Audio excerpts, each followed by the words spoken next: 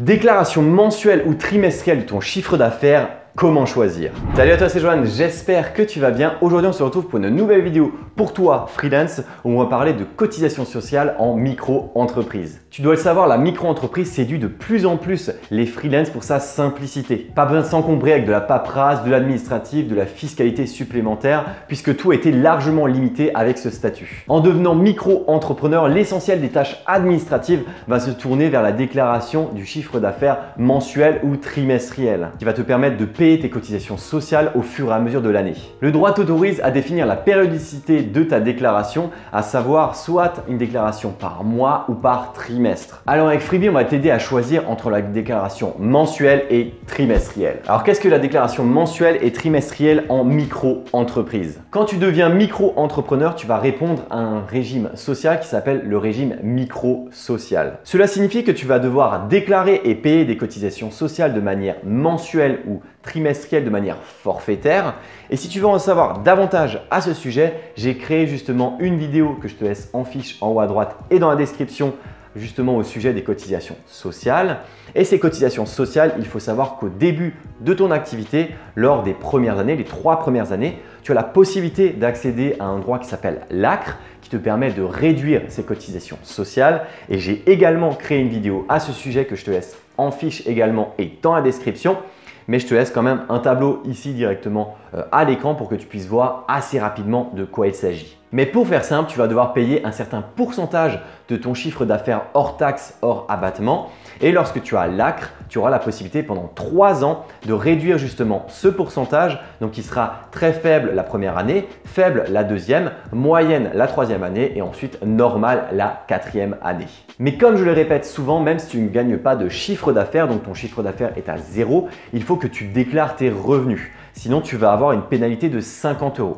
Donc ça veut dire que chaque mois ou chaque trimestre, eh bien, même si tu n'as pas de clients et que tu es à 0, eh bien, tu vas déclarer 0 € de chiffre d'affaires. Il y a des échéances différentes entre la déclaration mensuelle et trimestrielle. Pour payer et déclarer tes cotisations sociales, tu vas notamment devoir répondre à un calendrier précis. Celui-ci va bien entendu varier selon le choix de la déclaration mensuelle ou trimestrielle de ton chiffre d'affaires. Commençons par la déclaration mensuelle. Tu as simplement jusqu'à la fin du mois suivant pour déclarer ton chiffre d'affaires encaissé dans le mois précédent.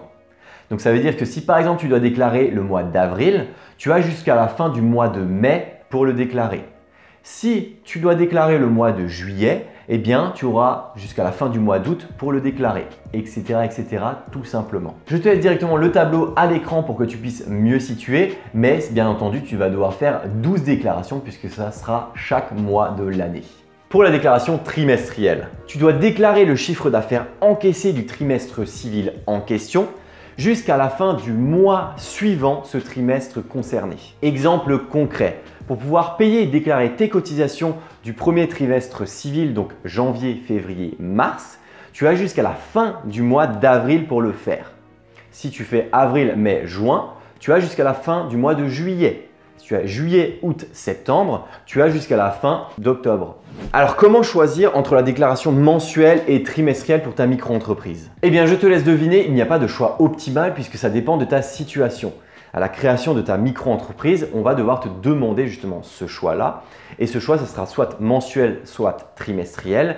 Et si tu ne fais pas le choix à ce moment donné, eh bien, ce sera par défaut le choix trimestriel. En général, lorsque tu crées ton entreprise et que tu n'as pas beaucoup d'activités, il est préférable de prendre la déclaration trimestrielle. Comme cela, tu n'auras qu'à le faire 4 fois dans l'année.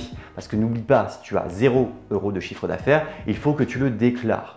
Parce que si tu fais une déclaration mensuelle, il faudra chaque mois, donc 12 fois, que tu le fasses. Et ça serait assez dérangeant si tu avais 0 € de chiffre d'affaires pendant par exemple 6 ou 8 mois. C'est ce qui m'était notamment arrivé puisque de fin 2015 à mi-2016, eh bien je n'avais pas de chiffre d'affaires, donc 0, puisque je n'avais pas de clients à ce moment-là. Eh bien, j'ai dû déclarer mon chiffre d'affaires jusqu'au mois d'août où j'ai réellement démarré mon activité de freelance. Mais il y a bien entendu des situations particulières qui rendent justement intéressant la déclaration mensuelle, notamment avec les allocations chômage. Ton activité de micro-entreprise est compatible avec la situation de demandeur d'emploi.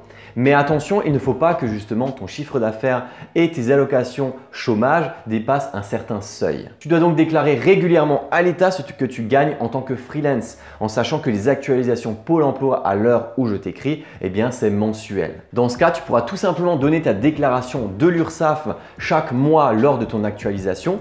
Alors que moi, à l'époque, lorsque j'avais notamment ce statut de demandeur d'emploi et le chômage, eh bien j'avais une déclaration trimestrielle. Dans ce cas-là, je devais faire une manip un peu spéciale où je devais dire voilà, je travaille 79 heures, j'ai 0 de chiffre d'affaires pendant le premier et le deuxième mois du trimestre. Et le troisième mois du trimestre, je devais donner l'ensemble du chiffre d'affaires des 3 mois en question afin que Pôle emploi puisse valider justement les 3 mois de travail justement en tant que freelance et en micro-entreprise. Donc pour te faciliter la vie, si tu es demandeur d'emploi et que tu as le chômage, eh bien je te conseille très fortement de faire une déclaration mensuelle pour pouvoir plus facilement donner justement ces justificatifs. Parce que bon, je pense que ça ne va pas forcément t'arranger que Pôle emploi te paye le troisième mois du trimestre, l'ensemble du trimestre d'allocation si jamais tu as un loyer à payer par exemple. Mais rassure-toi que tu choisisses une périodicité mensuelle ou trimestrielle, ce n'est pas immuable. Tu pourras tout à fait le modifier, mais il y aura un petit temps de latence avant que ce soit mis en place. Si tu veux changer de périodicité, tu ne peux pas le faire en cours d'année. Donc si par exemple tu es en déclaration mensuelle, tu ne peux pas passer en déclaration trimestrielle par exemple au mois de septembre. Par contre, si tu fais ta demande aujourd'hui, eh bien ça pourrait être effectif dès le 1er janvier de l'année suivante. Et pour cela, il faut que tu le fasses avant le 31 janvier de l'année en question. Par exemple, je suis en déclaration mensuelle en septembre 2019, j'ai envie de faire une déclaration trimestrielle en 2020, eh bien j'ai jusqu'au 31 janvier 2020 pour justement faire la demande de déclaration trimestrielle pour que ce soit pris en compte en 2020. Pour faire une demande de changement de périodicité par internet, c'est très simple. Il te suffit d'aller sur le site de l'auto-entrepreneur de l'URSSAF et de te connecter. Dans ce cas, choisis le motif et le sous-motif adéquat dans le menu déroulant, à savoir faire évoluer mon auto-entreprise. Je souhaite modifier la périodicité de mes déclarations et paiements. Tape ta demande et envoie le tout et ça sera aussi simple que ça. Et tu peux bien entendu faire exactement la même demande sur l'application auto-entrepreneur URSSAF. Ça m'étonne d'ailleurs qu'il continue d'utiliser le mot auto-entrepreneur alors que ça n'existe plus, il n'y a que la micro-entreprise. J'avais d'ailleurs réalisé une vidéo à ce sujet que je te laisse en fiche et également en description de cette vidéo. En tout cas, tu as pu le voir avec cette vidéo, que ce soit mensuelle ou trimestrielle, il n'y a pas vraiment de changement. C'est juste que si tu as des actualisations ou des justificatifs à faire de manière mensuelle, ça sera dans ce cas-là préférable que tu restes justement dans ce cadre-là. Mais les échéances arrivent tellement rapidement, que ce soit mensuel ou trimestriel, que personnellement, c'est préférable lorsque ton activité est en place de faire tout simplement une déclaration trimestrielle. Comme ça que tu en as uniquement 4 à faire à l'année au lieu de 12 parce que ça prend déjà énormément de temps. Donc voilà, en tout cas, j'espère que cette vidéo t'a plu. J'espère que maintenant tu sais ce que tu vas choisir comme périodicité de déclaration de tes cotisations sociales. Je remercie encore Freebie. Donc si tu ne connais pas Freebie, c'est un outil de facturation pour freelance. C'est celui que j'utilise actuellement. Ça permet de gérer à la fois les devis, les factures, de faire très rapidement, de voir ma trésorerie, de voir mon chiffre d'affaires très rapidement et de voir l'évolution de mon entreprise. Ça me permet de gagner énormément de temps. Et donc moi, j'étais en lien avec eux et ils m'ont donné tout simplement un code pour que toi tu puisses avoir 2 mois gratuits d'utilisation de l'application.